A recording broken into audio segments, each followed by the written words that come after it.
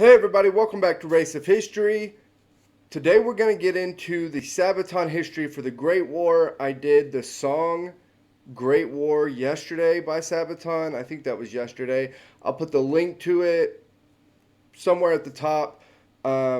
Also, I'm not sure if this is an American thing or if it's a global thing or a Western thing or whatever, but at least here it's Mother's Day today. So happy Mother's Day to any of the mothers who happen to be watching.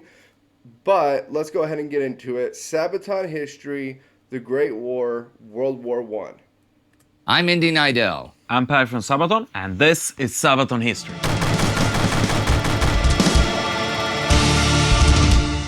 The Battle of Passchendaele in 1917 was an Allied dream to break the stalemate of World War I. Instead, it produced casualties in the hundreds of thousands and remains a symbol for the futility of war. We already covered the Battle of Passchendaele in our song Price of a Mile from the Art of War album, but it felt natural to return to it for the Great War. And now here's the story, and then the song. And the song is great. It's great.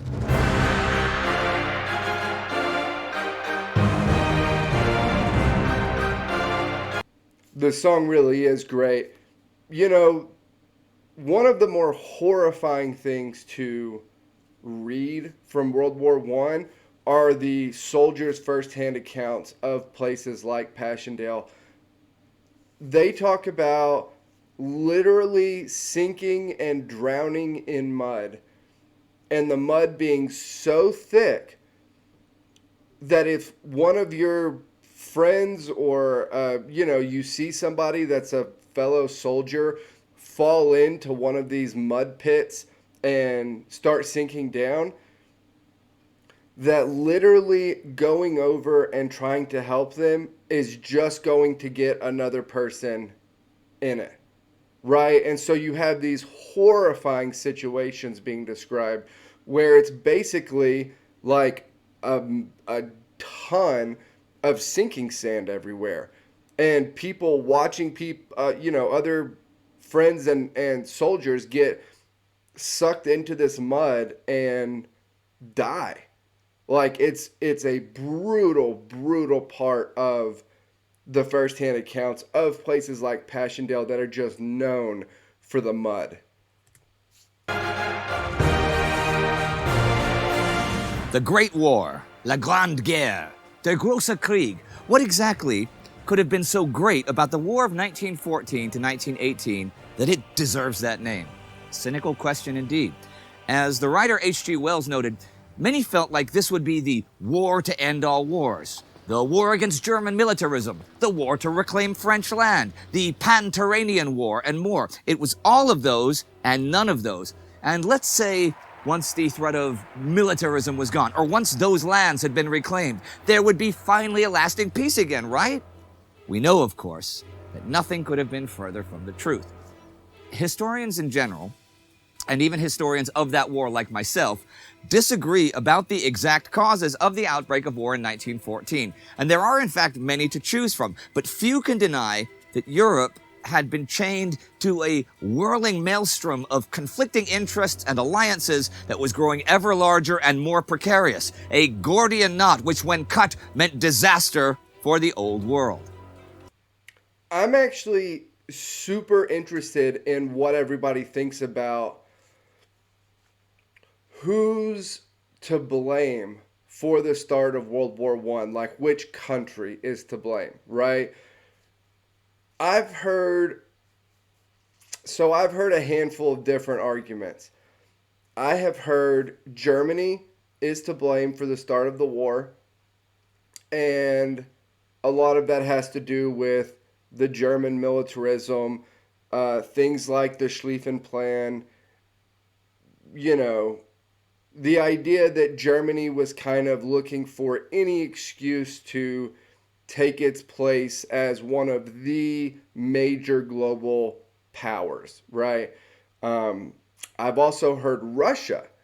And interestingly, the Russia argument is very interesting to me because the argument is Russia was ready for this war, Russia wanted this war, and the on the, for the argument, the idea is the reason that Russia has troops so far west when the war starts is because they are ready and want this war, right? I've also heard that Britain is to blame for this war for a couple of different reasons. One, that they overreact to the broken neutrality of Belgium because Belgium itself was not a part of the conquest, right? Like it wasn't a part of the conquest, and had Belgium gotten no backing, they probably allowed German troops to go through. Again, none of these are my ideas. These are just arguments that I've heard. And also that Britain really couldn't handle the threat that Germany posed to them as a global power on the world stage. Um, I'm trying to think if I've heard one of France. I don't think I have. But Germany, Russia, Britain, I have heard arguments for why the war was their fault, right? So I'm very curious what everybody thinks about this and who takes the lion's share of the blame, right? You guys let me know. There had been a great war before, you know. The war in 1815, in which another coalition of Europe's nations had fought against a mighty emperor and which had been called great by contemporary politicians and publishers. But Napoleon Bonaparte's defeat and the destruction of his French armies had not brought the everlasting peace many imagined would come. The Concert of Europe was designed to keep stability and peace in Europe, but that ultimately failed and opened the continent for total war. It could not prevent revolutions or war after war from breaking out as the decades rolled along.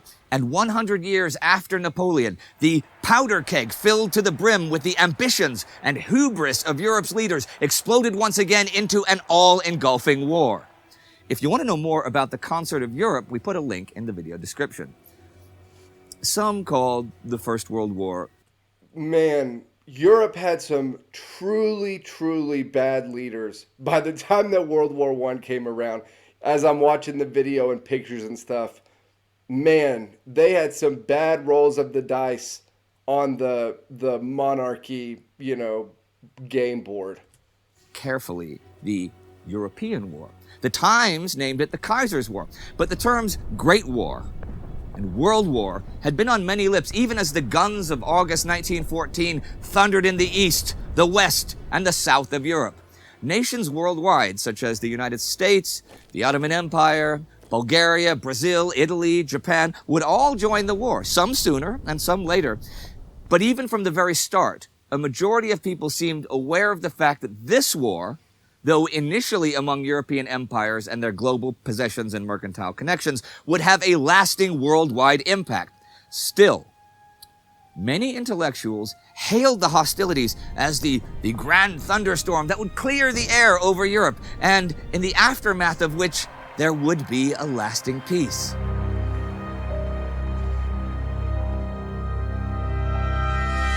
But after the first bloody months, as hundreds of thousands were killed, marching and charging recklessly into the modern rifles and machine guns of their enemies, the mood quickly soured. The entrenched machine gun became a symbol of how the great nations had opened a Pandora's box that they could not simply close again. And so wrote Maclean's magazine in October 1914. Some wars name themselves. This is the Great War. The high and mighty, the kings and statesmen, the bankers, the captains of industry had criminally failed to predict the level of insanity and the scale of death and suffering. The soldiers on the ground, the fathers, the sons, the brothers, were to face for years with no end in sight. And that is not so. Yes, it was massively overlooked how incredibly devastating that this war in particular would be. But it was not unforeseen by everybody.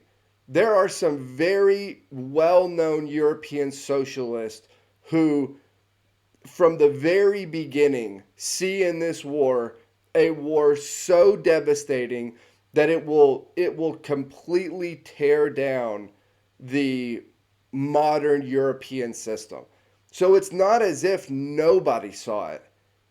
It was just the people who needed to see it didn't see it. Gone quickly was the enthusiasm of the first weeks of the war, when troop trains were brightly colored with "to Paris" or "to Berlin," when the German army joked that they would just send the police to arrest the British army instead of bothering to send troops, when Russian officers swore off vodka for the duration of the war, when the war was the war that would be over by Christmas. The battlefields of Verdun, the Isonzo River Valley, Galicia, the Tigris River, Sarikamish, the Argonne Forest, their names became synonymous with destruction and suffering. For the men stuck fighting the war, they bore more fitting names like the Meat Grinder, the Mountain that Eats Men, the Bone Mill. Being sent to the front at Flanders, for example, was pessimistically known as a death sentence.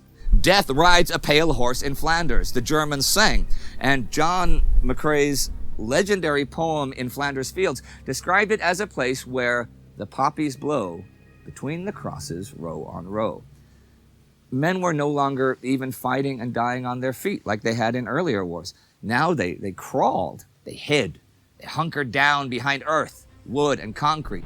Glory or honor were long gone. Instead, they fought enemies without even seeing them, with gas, with grenades, with long-range artillery. They slept in dugouts, they lived in trenches or waited in bunkers, and the constant drumming sound of being shelled took a harsh toll on the men's psyches, driving many insane with fear.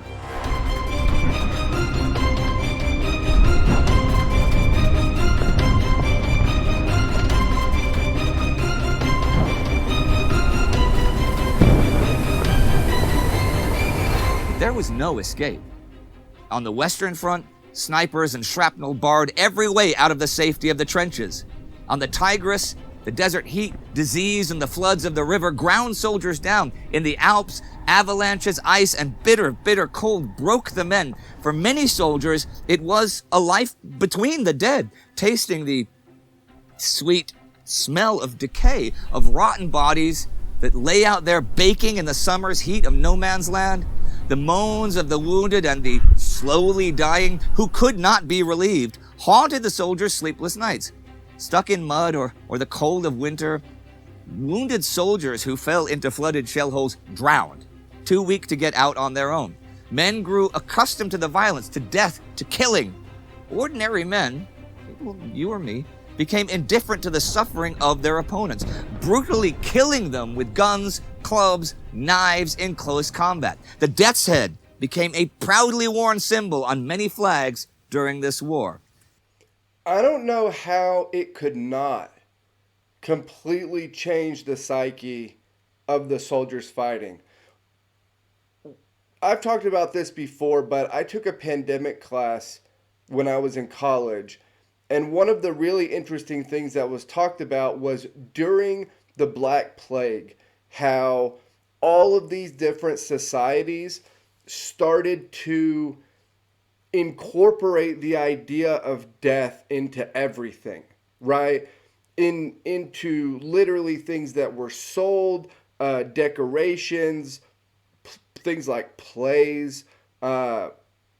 It got into every aspect of society, because when death was everywhere and life was often short, I guess it was their way of kind of like coping with it.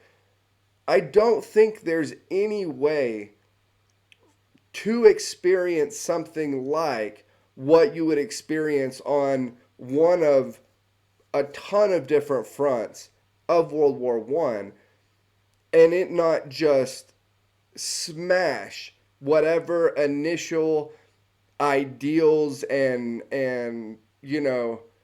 kind of viewpoint and thought processes you had about life and the world, right? So I just don't know if it's possible for you to stay the same when you're in there day after day after day. right? And this is something that some of the armies learn as the war goes on is you actually can't have these soldiers on the front day after day after day, month after month after month, and then potentially year after year. They literally cannot handle it. They will break, right? And so you start to see some shuffling in and out, shuffling troops from the front line to the back and from the back closer to the front.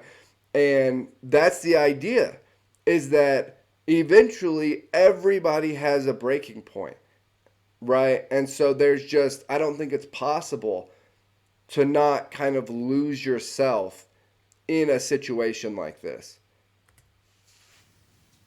But even then, the men marched on. Despite the horrors, despite the hardships, the men endured year after year, battle after battle. The war grew larger, first in scope as more and more nations joined, then in magnitude as the mega battles of 1916, the year of battles, raised war to a level of horror never even before imagined. And battles raged and grew larger in the skies, on the seas, and even beneath them. From the hot deserts, the misty swamps, the frozen winters, the soldiers endured on the offensive and on the defensive. The Sabaton song, Great War, references the Battle of Passchendaele, which they have sung about before in The Price of a Mile. The Battle of Passchendaele is one of the more overlooked battles of the Great War, but it was significant. It certainly embodied the futility of the war. Only a small amount of territory was gained for the Allies at the cost of 500,000 or more soldiers. But this was just one battle of dozens of battles on one single battlefront in a war that had over a dozen major battle fronts.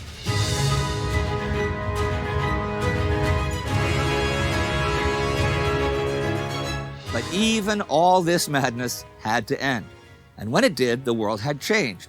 4 great empires had fallen, taking their kings and emperors with them. In their stead, in many places, the people rose up to rule themselves in democracies. Many new nations emerged, ready to take their destiny into their own hands. And victor and vanquished alike swore that such a war should never come again. The scale and the ferocity of the Great War should be a warning for future generations not to repeat the same mistakes, not to get dragged down into the abyss of inhuman destruction.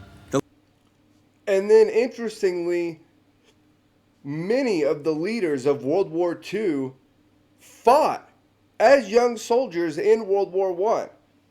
And so the idea that, like, it's a warning for future generations, like, that's the same generation. Those are the same people in a lot of cases that are leading in World War II. It's very interesting how quickly it happens.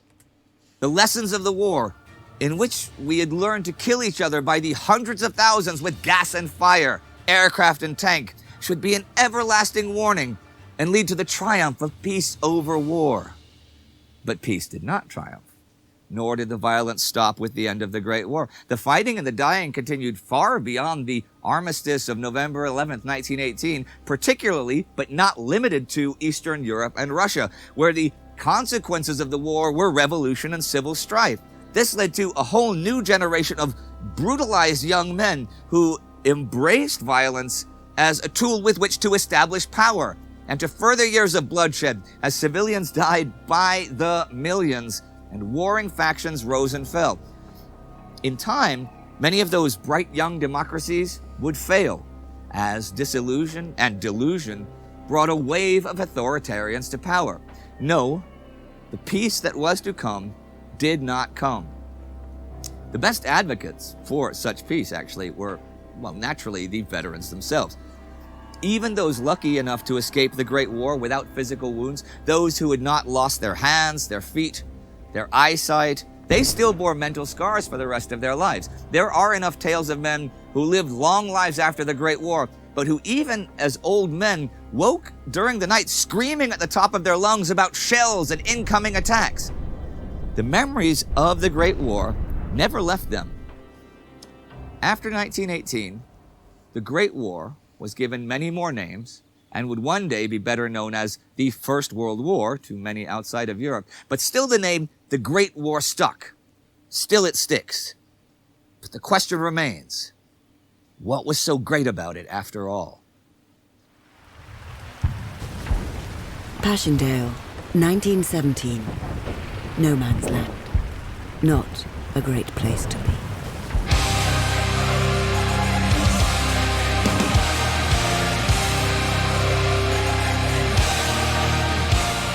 So this song, Great War, is the title track of the album, The Great War. Now, how did you decide that? Was that obvious or? Yeah, no, it was not obviously at all. When I first heard the music for this song, I felt, oh, this is something epic. And a lot of thoughts came to my head. What is the topic for this song? But I couldn't nail it down until I saw the first draft of the artwork of the new album. Wow. Because I then felt, that's the song. And I was reading stories from Passchendaele, and somewhere along there, I found this story about the three brothers who served there.